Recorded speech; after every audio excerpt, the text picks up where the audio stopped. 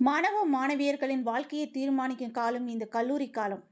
கோவை சரவணப்பட்டி பகுதியில் உள்ள பிபிஜி கல்லூரியில் முதலாம் ஆண்டு மாணவர்கள் மத்தியில் சிறப்புரையாற்றிய கோவை மாநகர துணை ஆணையர் ஸ்டாலின்.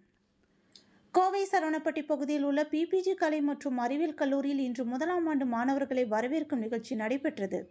சுஸ்வாகதம் 2024 என்னும் தலைப்பில் நடைபெற்ற இந்த நிகழ்வானது தமிழ்தாய் வாழ்த்துடன் துவங்கியது. இவ்விழாவில் கல்லூரியின் முதல்வர் முனைவர் நா. முத்துமணி முதலாம் ஆண்டு மாணவர்களை வரவேற்று வரவேற்புரை மற்றும் கல்லூரி குறித்தான தகவல்களை மாணவர்களுக்கு வழங்கினார்.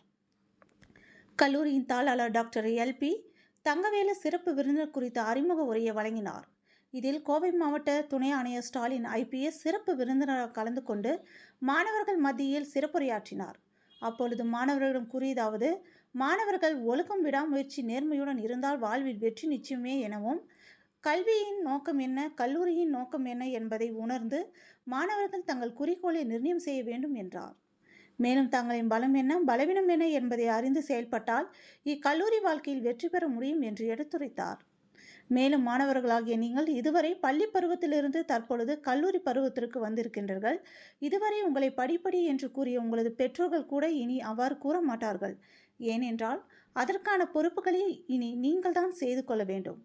எனவே கல்லூரி பருவம் மீண்டும் வராது என எண்ணும் பட்டதாரிகள் லட்சக்கணக்கில் இருக்கின்றார்கள். அதில் ஒருவனாக நானும் இருக்கின்றேன்.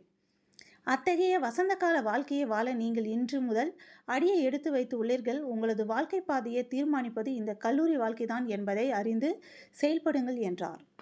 இதனைத் தொடர்ந்து கல்லூரியின் தமிழ்துறை தலைவர் முனைவர் ச. சந்திரகலா நன்றியுரை வழங்கினார். இதில் முதலாம் ஆண்டு மாணவ மாணவியர்கள் தங்களது பெற்றோர்களுடன் கலந்து கொண்டனர் என்பது குறிப்பிடத்தக்கது.